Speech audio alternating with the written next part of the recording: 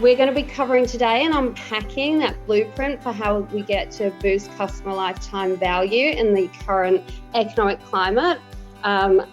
Firstly, let us jump into the challenge that brands are seeing right now.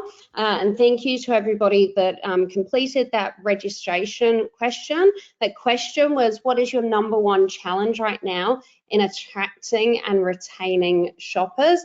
So we had a really varied response, right? And I think that's a good indication that e-commerce managers today are faced with a whole range of challenges that they're navigating and working through on a daily basis. If we look at what those top responses were though, firstly, it is marketing and advertising, so no surprises there. We know that the cost to drive traffic continues to go up, and it follows on to the next one around that competition piece as well. We're in a hyper-competitive market right now, and so what we really want to be looking at today is once we drive that traffic to site, how do we give that traffic the best chance of converting, and how do we get shoppers continuing to come back time and time again? Pricing is a really interesting one. I'm looking forward to unpacking some ideas around pricing and how do we make use of our best-selling products, which we can typically look to do at a higher price point, but also how do we really start to focus on growing the average order value, and then going into that next point of driving those repeat purchases, so having customers come back time and time again. Conversions and growing conversions and giving traffic the best chance of converting is a topic that's very near and dear to my heart, and a conversation we have with e-commerce managers on a very regular basis. And so, yeah, looking to unpack into that one a little bit. And if we read the news at the moment, there's obviously a lot of doom and gloom out there, but we're continuing to see brands continue to kind of dig in and thrive, and some strategies and tips for how we can look at navigating through yet what is going to be another year of uncertainty, but with still a lot of opportunity to take advantage of. Now, if I go on to introduce our fantastic panel that we have here today, for those of you that I don't know, I'm Kate Massey, our head of APAC for Searchspring. We've got some QR codes on the screen right now. If you'd like to connect with myself or any of the panelists, take a picture of those QR codes and they'll go to our LinkedIn profiles. Really excited to have with us today Grayson White, who is the founder and director of Cherry Collectibles, and also a client of Searchspring, Reviews.io and Klaviyo. Grayson, welcome. I'd love you to introduce yourself and also tell us a little bit more about the exciting journey Cherry Collectibles has been on. Sure, thank you, Kate, and for everyone who's tuned in. Hello, I'm the founder and director of Cherry, and I started my journey in 2008 when I lost my job in the GFC and needed to scramble and pivot to try to work out what I was going to do now, and stumbled across trading cards at a local market, which led me to look into who was doing those online. And when it was apparent that not many were, build a website, and the journey, which has had many different twists and turns, now brings us to being one of the largest, I guess, click and brick trading card resellers globally, and something that last year we were considered the International Trading Card Shop of the Year. And something that we're very proud of, and a really exciting space to be in at the moment. Absolutely, it is a world that is not in my wheelhouse, but really interesting to see what you're doing and the results that you are driving, and looking forward to unpacking that a little bit more shortly. Next up, we have Kian, the ANZ Growth Director for Reviews.io. Kian, tell us a little bit about yourself. Hey, thanks for everyone logging on. Yeah, I'm ANZ Growth Director for the APAC region for Reviews.io. I've been with the business coming up about 6 years and had the chance to work in 3 different countries under Reviews.io. So yeah, thanks again for attending, and looking forward to kicking this off. Lovely. And over to Fiona from Klaviyo. I'm sure every attendee dialing in knows Klaviyo in some way, shape or form, but Fiona, great to have you on the call with us as well. Hi all, how exciting is this, all getting together? My name's Fiona. I work here at the Klaviyo Sydney office. A little bit about me, I was an ex-brand manager for years, so I'm pretty passionate about marketing and how we can use data to hopefully centralize that customer journey. But excited to get into it today. Absolutely, and we are very excited to unpack all of your tips and tricks for growing lifetime customer value. Now, you'll see another QR code on these next few slides coming up. These have got some webinar attendee offers, the first one being an ebook on how you can fix broken search to make sure that you're picking up all that low-hanging fruit. We do audits of websites every week, and there is always opportunities for continuing to refine and making sure that we help shoppers get to the right product at the right time. So I was our very first boots on the ground just over 2 years ago at Searchspring. Over the last 2 years, we have been very busy working with lots of leading and emerging retailers, helping them to drive conversions, grow the average order value, but also working with lots of e-commerce teams that are running really lean and are looking to lean into technology to do a lot more of the heavy lifting. E-commerce managers are typically struggling to keep up with everything that they need to do in their day, and so having technology that they can trust to really optimize the site. And that is across for Searchspring, search, merchandising, and personalization. And today we'll be talking about those key components for growing conversions and growing that LTV of a customer as well. Then Kian, Reviews.io, tell us about it.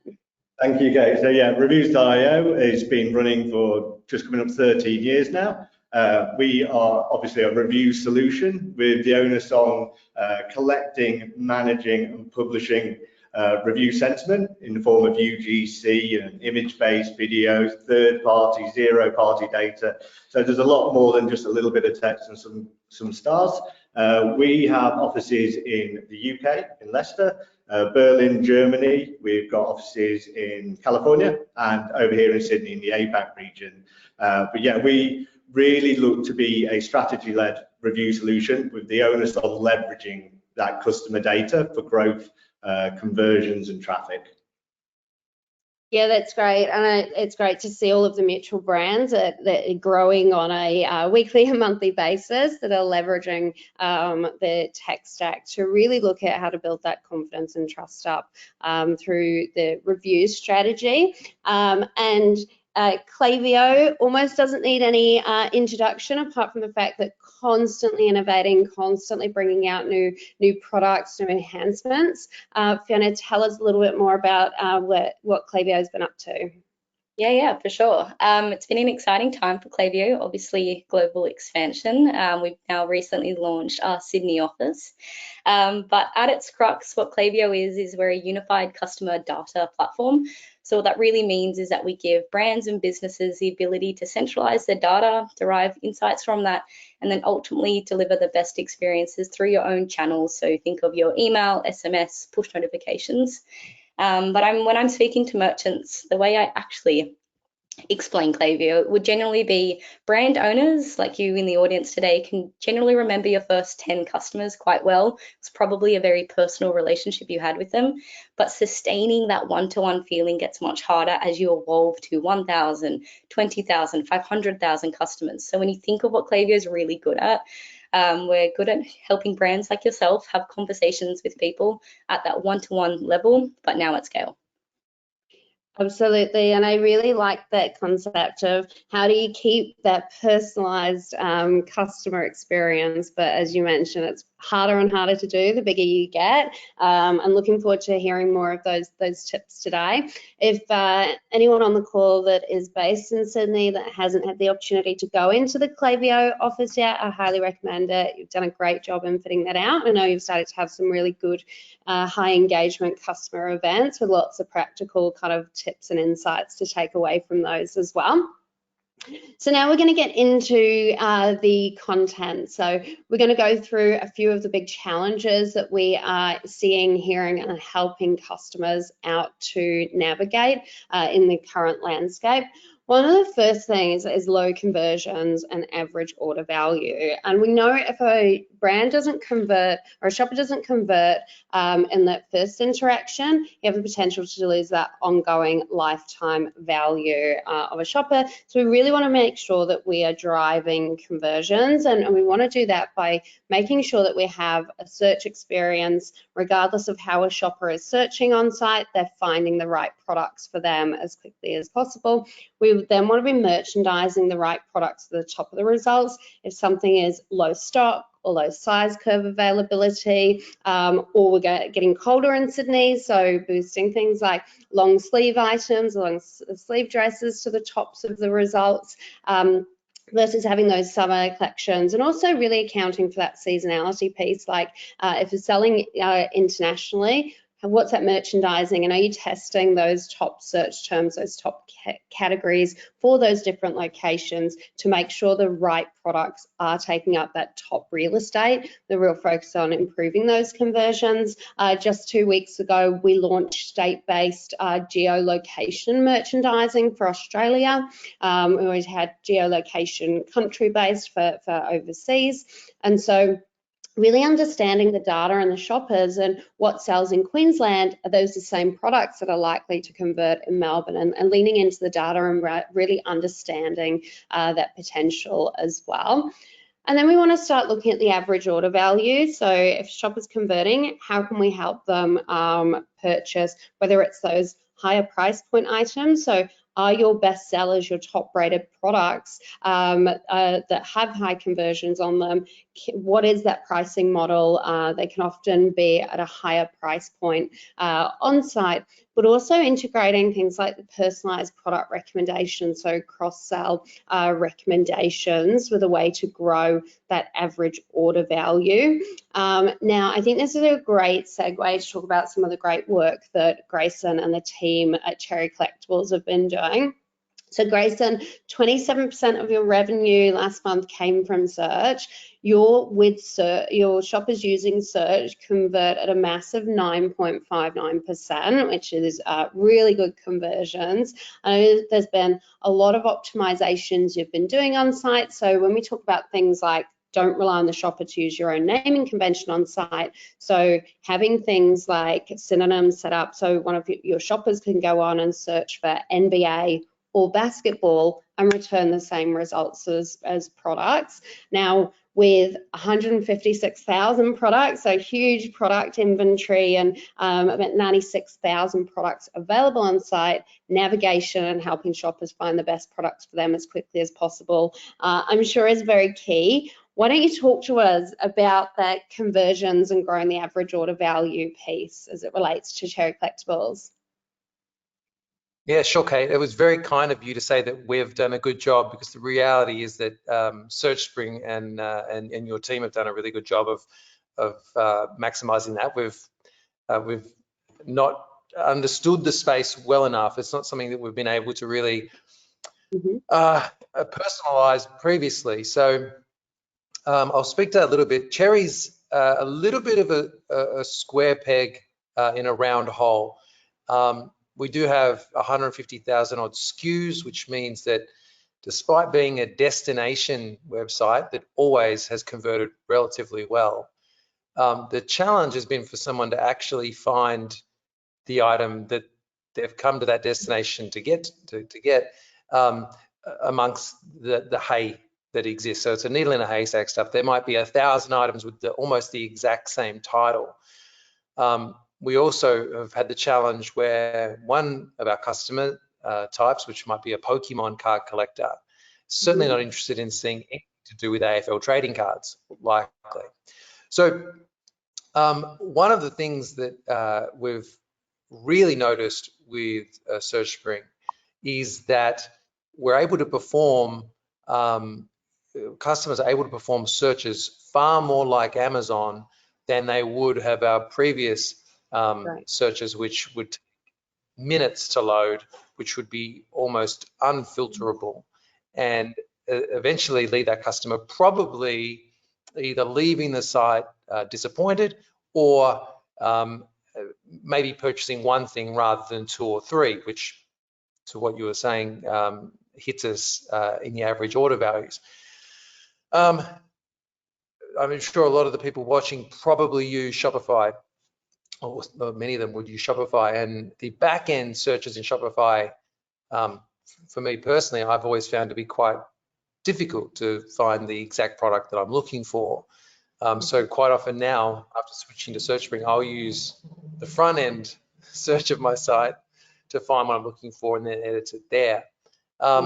It certainly is a case of the search functionality on my site. I previously used search applications that hadn't functioned like this, and of course then the boost features, the ability to boost certain brands at certain times of the year, like the beginning of an NBA season. That certainly enabled our conversion rates to increase as well. That's really great. And you said something really interesting there about leaning into tech partners, and we're definitely seeing that a lot more in the current climate, with things like the cost of living going up, with inflation rates going up, with consumer confidence being a little bit wobbly, and the cost to drive traffic going up.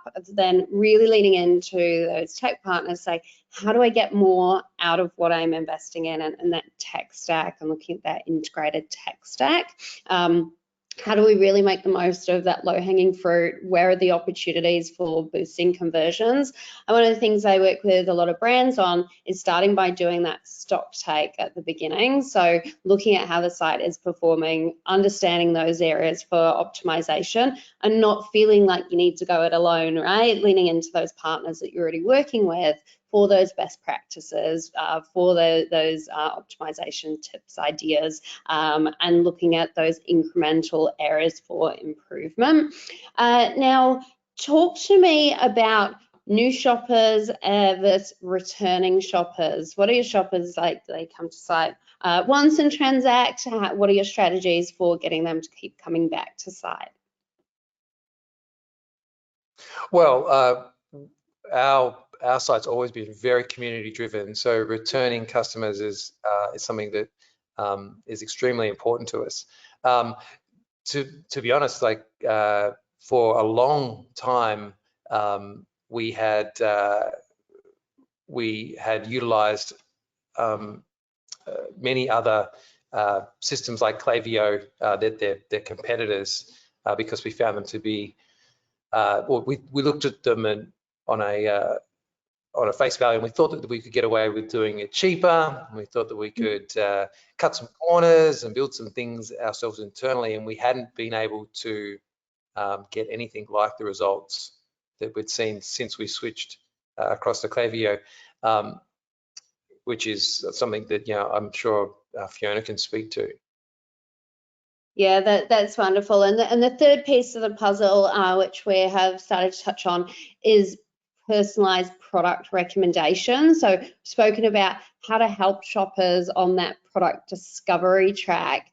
I was having a look at your personalized product recommendations reporting and seeing really good results from looking at having things like adding your slide out cart upsell. That's delivering you the top kind of revenue at the moment, but also having what have other customers that have looked at this item gone on to look at, followed by what have other and purchase, and what have other customers gone on to view as well, and they're all performing really well. So that cross-sell piece is really helping with that average order value, as well as, and this is a tip for everyone logging in, if you have a blank 0 results page right now, putting those personalized product recommendation carousels onto that no results page, because that's low-hanging fruit, and thousands of dollars worth last month of revenue came from having recommendations on that no results page as well.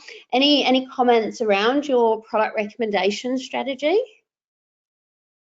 Yeah, once again, I think it's a case of many people watching would have used numerous different apps to throw different combinations together. And the reality is that whilst they've worked in the past, that they've not worked anything like what they have when we've had the full integration with Searchspring. So being able to, whatever logic it is that your team use in the back end, it's far more personalized, and we're seeing it looks less clunky to the customer. It feels very organic the way that it fits into the site.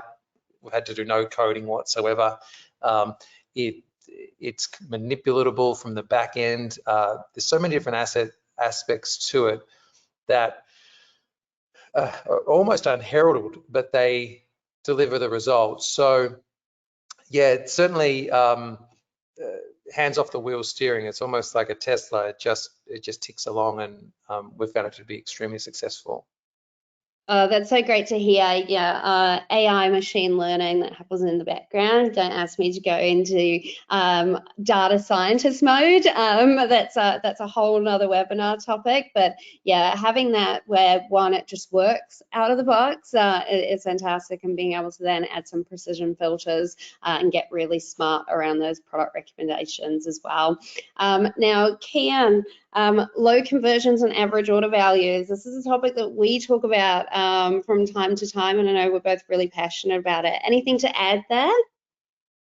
Yeah, definitely. I think a big part of it for us, obviously, consumer confidence when they're going online now and continuing with that transaction. So for me, it's really about putting that confidence at every point of a buying journey. So obviously with integrations with yourself, like a Searchspring, putting those little stars in just to give that confidence of how many purchases have happened and how that's been rated, and putting them into that search carousel, or even utilizing tools like Klaviyo, where we can dynamically embed the latest 4 or 5-star reviews into an abandoned cart. So if someone did hit that abandoned cart, once again, they're going to be hit with that consumer confidence.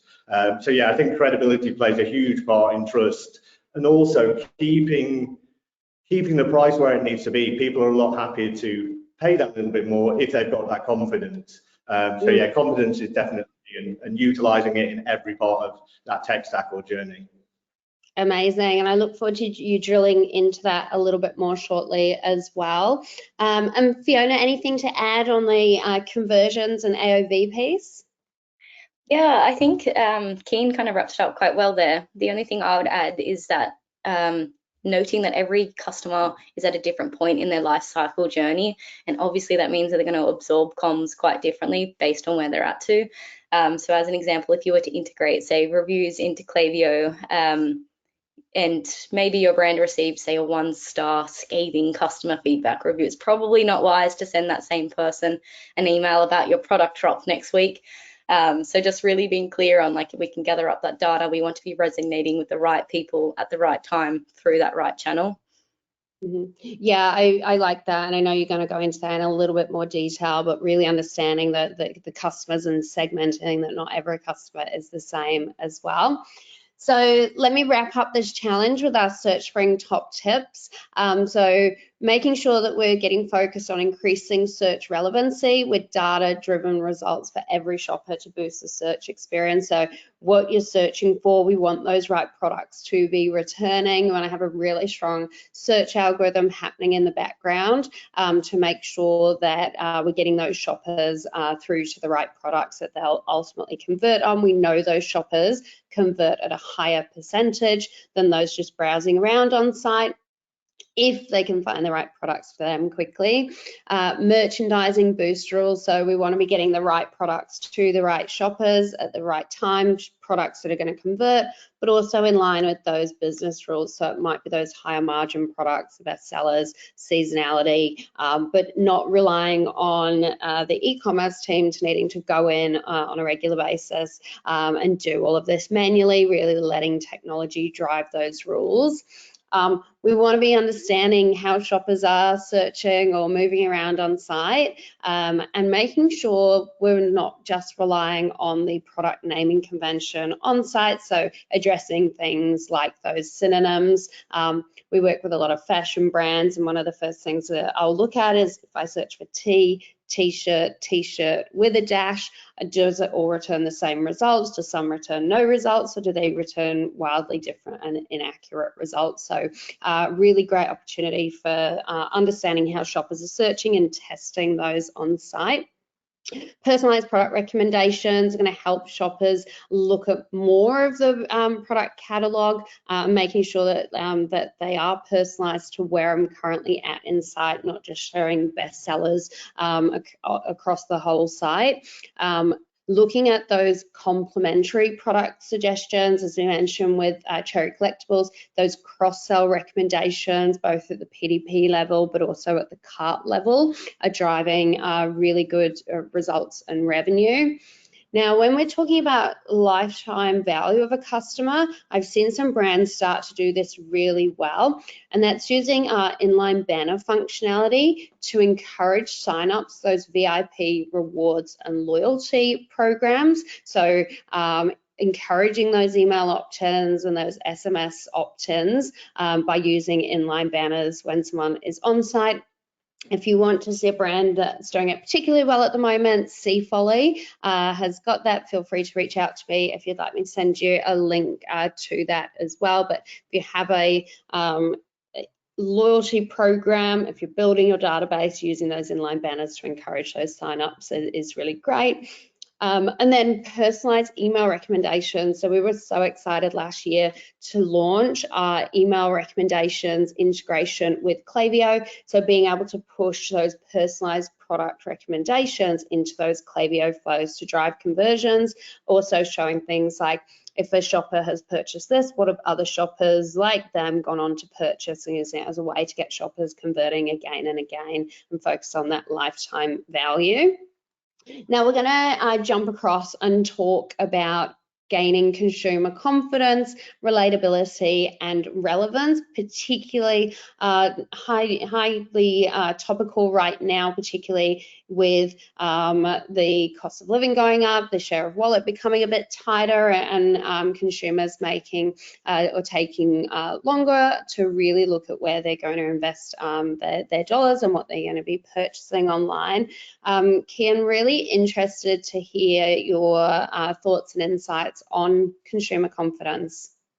Yeah, definitely. Thank you, Kate. So yeah, confidence will start off as a keyword. I think, like I touched on before, is really about embedding that confidence through every part of the journey. So when you're attracting that first customer and how you're attracting that first customer to then gain that lifetime revenue. So that's in embedding reviews and sentiment right from searching in Google or a Bing, or maybe now using user-generated content like a review, an image, a video, and pushing that into your retargeting. Is that a Facebook ad? Is that an Instagram ad?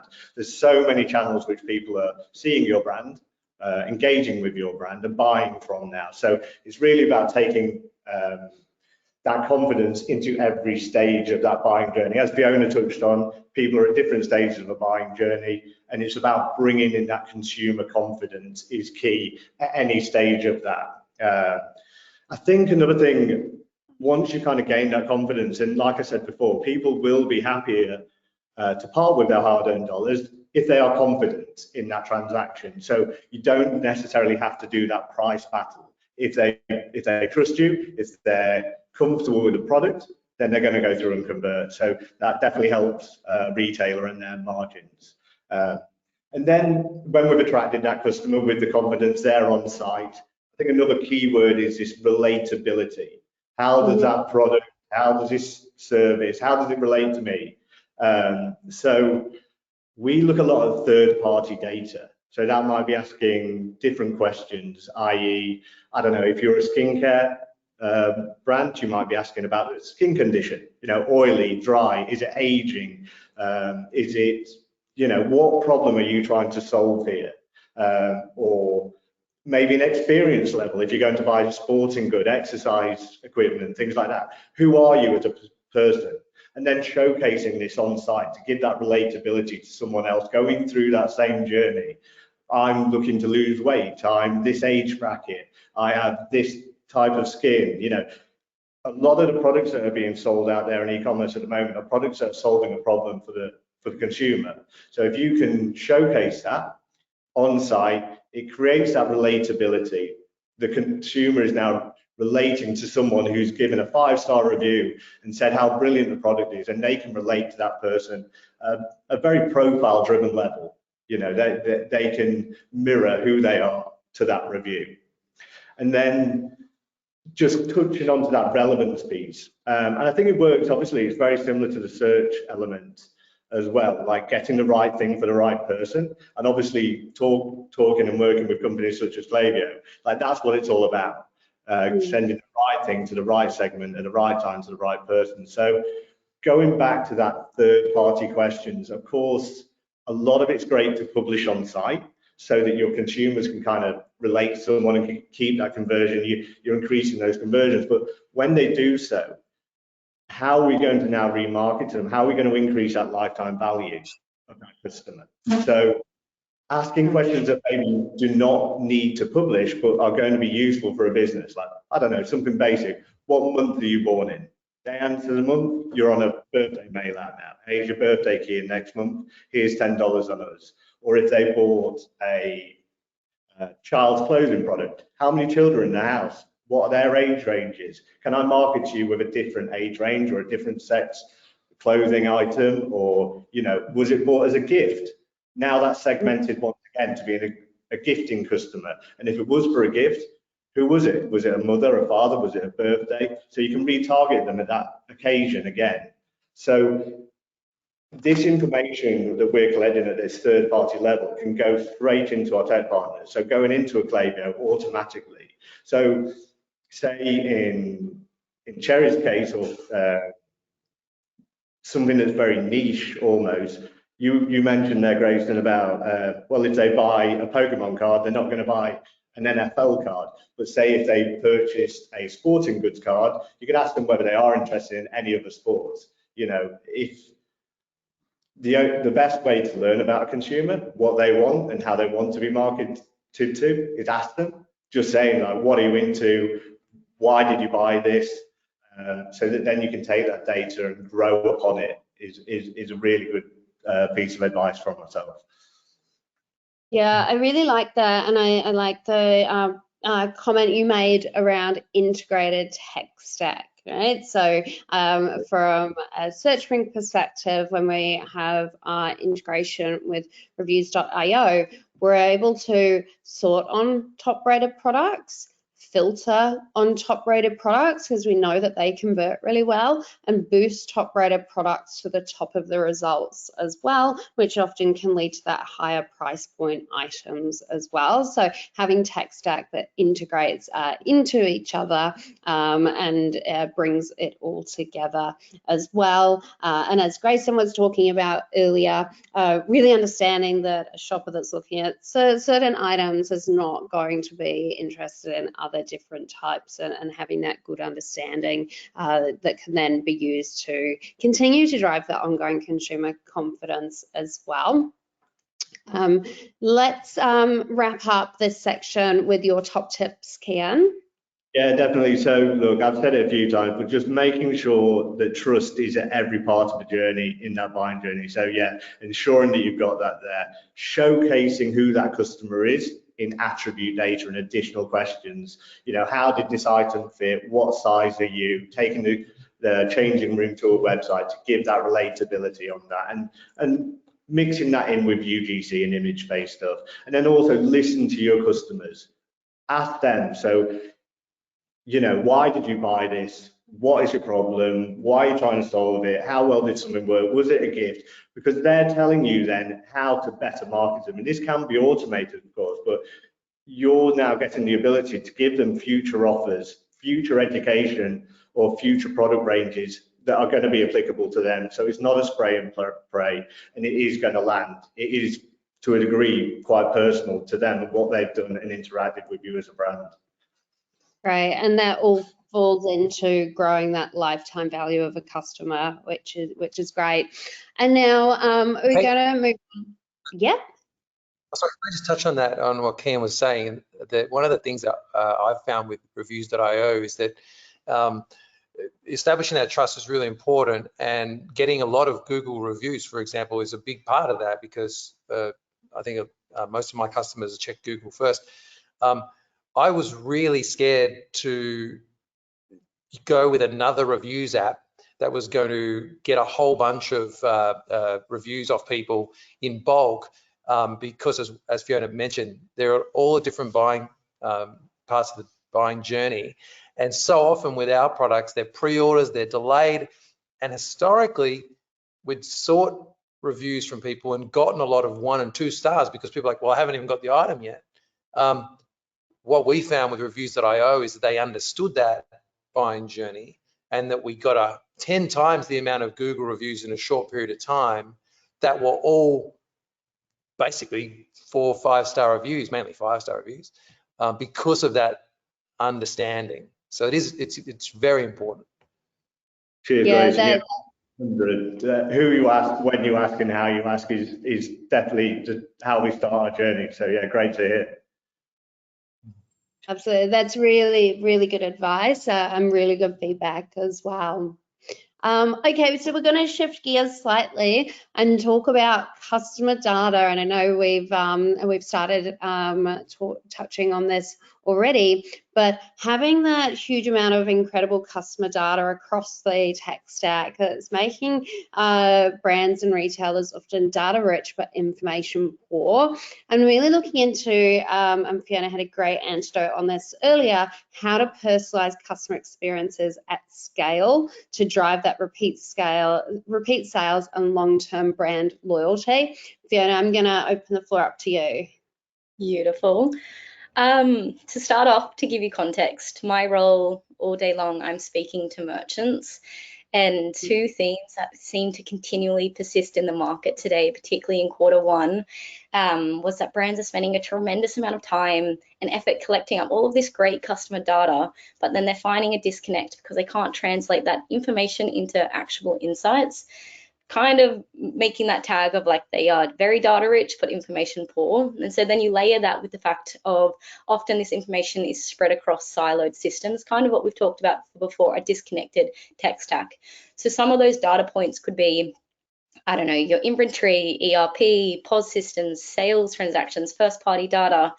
And if you don't have a centralized view on all of this data, it becomes really difficult to try and nurture repeat sales and then ultimately loyalty. So that's kind of the context to the 2 challenges I've picked here. If we go over to the next slide, we can dive a bit deeper. But essentially, that's why Klaviyo was founded. We created a database that helps brands consolidate all of that data into one place. And then from there, the software will extract that information and learnings to help you identify those gaps, areas of improvement, essentially doing that analysis. And once you're armed with those learnings, hopefully you should build out some customer journeys. So to give you some, I suppose, an example of a real life example, kind of leaning onto what Kate and Keen have already discussed. Say someone's given your brand an absolutely delighted review. Klaviyo would segment up this customer as, let's say, happy. So you may want to send that customer a referral link to send out to their friends so that they can showcase the product, ultimately broadening your reach. But what this ultimately is doing is building out your database and an extended group of users. So I think going back to my time as a marketer, often, I don't know if you all do this, but I felt like I would do this. I would make assumptions about what the customer looks like, the content they want to see, when they want to see it. But now that Klaviyo is essentially here, when you ingest all of that data into Klaviyo, we're now making data-backed decisions, not assumptions based on our own biases. So probably leaning into, I suppose, how being data-rich, information poor. So we've consolidated our data, we've found the learnings, we've found the insights. Now it's time to personalize that customer experience. And I think that's a massive problem, in all honesty, on what we e-commerce brands are facing right now. It's how are we meant to drive repeat purchase rates when people seem to be jumping onto site, buying once and disappearing? So how can we re-engage that? Essentially, it loops back to that previous point that brands are not utilizing the data that they have available to them. So this then ultimately will impact the customer experience and the comms that the brands are sending out, because it's essentially not a good enough incentive to bring them back onto site. So I think a key thing for me here as like a tip would be that relevance is key in communications. A really easy example would be, say we've got a baby brand as an example, and someone buys into the baby collection versus the toddler collection. It seems glaringly obvious, but when someone's buying into that newborn collection, the next automated comms could potentially be a blog article about the clothing guide to keep that newborn baby comfortable. Then it could be followed with a product recommendation, which is backed by Searchspring to help. How can we relate that newborn to the need state? So it seems obvious, but then if someone is buying into the toddler collection, ultimately then we want to send them down a very different route. So suddenly we're separating out that audience, knowing what they buy, when they buy, and matching the comms to re-incentivize them to come back and trust your brand. Quick call out, I love a stat. Repeat purchasers will spend 3 times as much as a first-time buyer. So setting up those post-purchase retention flows is key to influencing that repeat purchasing behavior. So if you take anything away, please go into your Klaviyo accounts and start setting that automation up. That's a quick dump of info.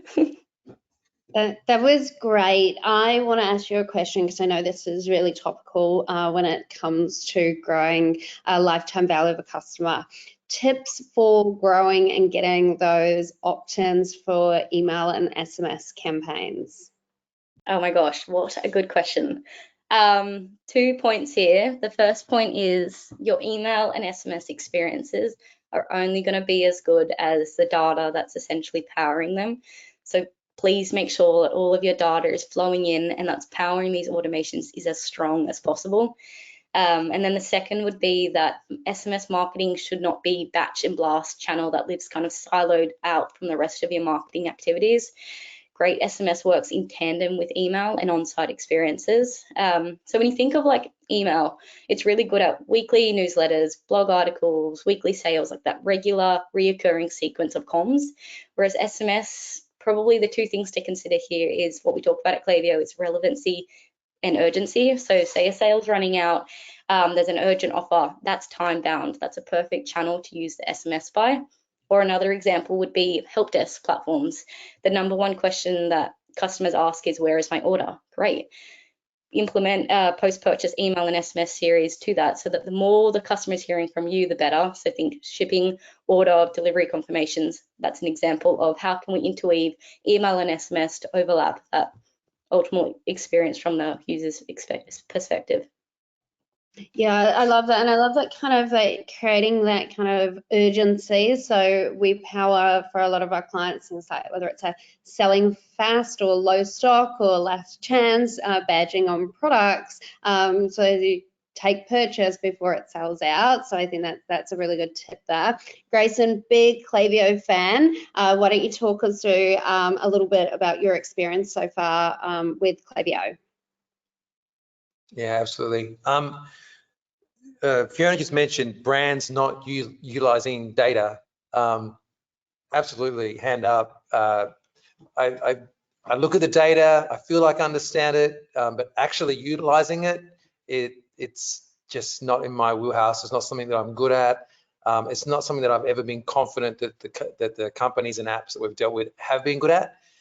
And as I mentioned before, so reluctant to switch over to Klaviyo because I felt that what I was using was doing everything that I could see on the Klaviyo homepage. And I was eventually convinced by my marketing team my head of marketing to switch. And the automated flows, which to me look the same, like I don't see the significant difference, they just hit different. We've seen twice the amount of revenue from our automated flows, and our click, open, and order rates are also way up on competitors. I won't name them. I'm not going to bash them. They weren't terrible. They're just clearly not as good. The fact is that what Klaviyo is doing better, in my in my opinion, is it is utilizing that data. It's not asking me to try to understand it, to do a university course in it. It's just doing it, and the results speak for themselves. I love that. Great to see those results and tangible results that you can actually quantify as well, and making you question why you didn't do it earlier. So that's really good. So now we're going to shift to some questions, and we've got some questions coming through. If you do have a question for any of our panelists, drop it into the chat. The first one being, any tips on how to evaluate the right e-commerce tech stack? Kian, do you want to take that one? Yeah, definitely. I think the main thing is obviously talking to each other. You know, we're talking about Searchspring, we're talking about Klaviyo just on this call and reviews.io. Best in breed for what they do. Like Grayson's just mentioned there, you know, moving over to these tech stacks, you've seen a significant increase. It's really important that you're looking at a tech stack with best in breed integrations in an agnostic sense. So you are able to speak to, so for reviews, for example, would be speaking to a ticketing system. You know, heaven forbid you get that negative review, it goes into a ticketing system, or it then goes into a flow. Before someone's able to manually reply, it goes into a flow with Klaviyo to spit out an immediate apology, we're looking at it, or something like that. And that's in a very basic sense. But really for me, it's technology that talks to each other. So like you were mentioning there, Kate, about how we can filter by top rated products and things like that. People want to buy in different ways, and our technologies are best in breed for doing such things. It's about them talking together. So always when looking at going on to a new solution or a solution provider, first place I would look at is integrations. And how's that going to work, not only today, but as my business grows in other technology? Yeah, I like that. Where I always start is doing an evaluation of how the site is performing today and what are those areas for optimization. And I think Grayson covered this really well. Say, how do you evaluate the tech stack and make decisions, and understanding what that value is that they're going to get back. And really in this current climate, trusting on tech partners that are tried, trusted, proven, have those best practices, have a experience with helping lean into clients to get the most out of it, and a real understanding of what that value piece is coming out of it. So particularly if we're looking at basic entry level or plugin solutions that have got the business to where it is today, but there were some challenges or pain points, and really getting clear on what that ROI business case is. We're definitely seeing in the current climate that there's more rigor going on around business case approvals and ROI and expected outcomes of projects, and we're here as a tech partner to help on that journey so that those projects get the green light by the CFO or the finance manager, and that they can start delivering value as soon as possible. Let me jump across to the next question. Grayson, what's the best way to get started with focusing on increasing repeat customers? Oh, wow. To me, it's all about community. It's all about that customer. They have to have a good experience to begin with. So you need to have really good post order support. But you want to make sure that when they come back, they're finding the right sort of products easily, that enable them to very quickly perceive you as the only place they need to go to shop. And whether or not that is speaking to them through flows and making them feel constantly connected to your brand, or making sure that they are able to easily find that information, those products. But I think the moment that they start to look around, or that someone else starts to cuddle them better than then, you're starting to lose that battle. I think I'd really like that commentary from a marketing perspective. Full transparency, I think consumers, if you've got a good product, the product will sell, but at its core, your brand ethos. I feel like I'm spending a lot of time lately talking to brands about what is the reason that your company came about, what's the ethos, kind of linking to that community message, but you really can't undermine that because it is so powerful. If you're buying into a brand, you're buying into hopefully some perspective or some way of life, some lifestyle choice, whatever that is that makes your brand stand out against their competitors, ultimately is really powerful. Yeah, absolutely. And I think one, focusing on when you're driving traffic to site, making sure that first time shopper converts, and then really understanding what that ongoing journey is for those different types of shoppers, and helping them navigate to the best products for them as quickly as possible. We've got time for one last question. So what's your advice for seeing the most effective email and SMS marketing? And we'll start with you, Fiona. Oh, that's a good question. I feel like I kind of touched on it before in terms of like having email and SMS under Klaviyo. One, you're getting the benefit of it's all under one platform, so there's a clear attribution and multi-channel reporting. But also from a perspective of, we actually like to say more revenue from fewer messages. So looking at what are the avenues that SMS is required, and we'll have upticks because we know that SMS open rates are smashing it at like 98% open rates, which is phenomenal. So looking at where does it fit in within your tech and the strategy, and where is it probably best suited. An example as a takeaway for people on the call is maybe you're running on Klaviyo an abandoned cart series, and say you've got a high value cart size. To make that abandoned cart message more personalized, we could send it via text, noting that if it's high value, probably it needs a little bit more nurturing from your end and also driving that experience. So that's an example of how we could embed the two overlaps of email and SMS together. Great. And Grayson, it sounds like that's really worked for you since migrating across to Klaviyo and going live with Klaviyo, really looking at those flows to make sure that they're top converting. Yeah, I think so. That my advice is to lean into to Klaviyo, to someone like Fiona.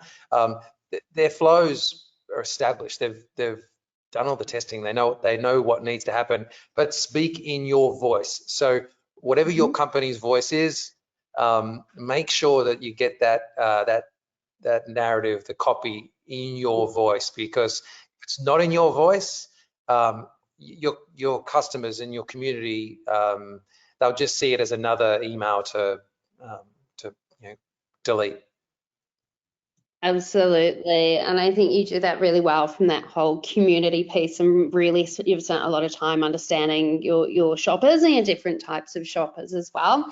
So that takes us to time. We want to say thank you once again for everybody that has joined in today, or if you're catching the recording of this later, thank you for watching. Again, we've got those call to action. So with Searchspring, download your ebook to pick up those low-hanging fruits and drive some more revenue from effective site search. We have the 14-day trial of reviews.io, and Kian would love to talk all things reviews and strategies for building that trust and confidence. And then we have with Klaviyo that free customer journey consultation with a Klaviyo product expert. So if you're new to Klaviyo, if you're already using Klaviyo but want to dive into that a bit more, if you're only using Klaviyo for some of their service lines and want to look at further service lines, with a real focus on how do we continue to grow that lifetime customer value. So thank you to my amazing panelists. It's been great to hear all of your insights today, and look forward to continuing the conversation soon. Have a great day, everybody.